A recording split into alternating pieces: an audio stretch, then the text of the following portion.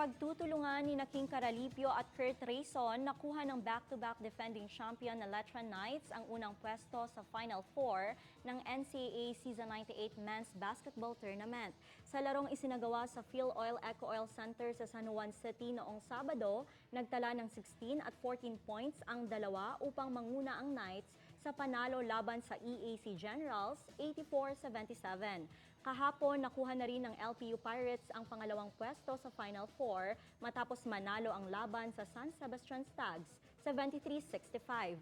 Ang panalo ng Pirates ay pinangunahan ni Enoch Valdez na nagtala ng 30 points at 11 rebounds. Sa iba pang laro, tinalo ng San Beda Red Lions ang Mapua Cardinals 71-63. Nagtagumpay naman ang Perpetual Altas laban sa JRU Heavy Bombers 72-60. Sa ngayon, patuloy na nangunguna sa team standings ang Knights. Ito ay sinusundan ng Pirates, Binil Blazers at San Beda Red Lions sa top 4.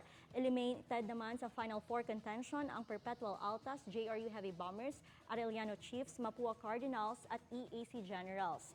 Tutukan naman bukas ang mga laro sa pagitan ng San Sebastian Stags at Binil Blazers at Perpetual Altas at Arellano Chiefs. Ang NCAA Season 98 ay live din na mapapanood sa GTV at sa streaming ng GMA Sports PH at NCAA Philippines official Facebook page.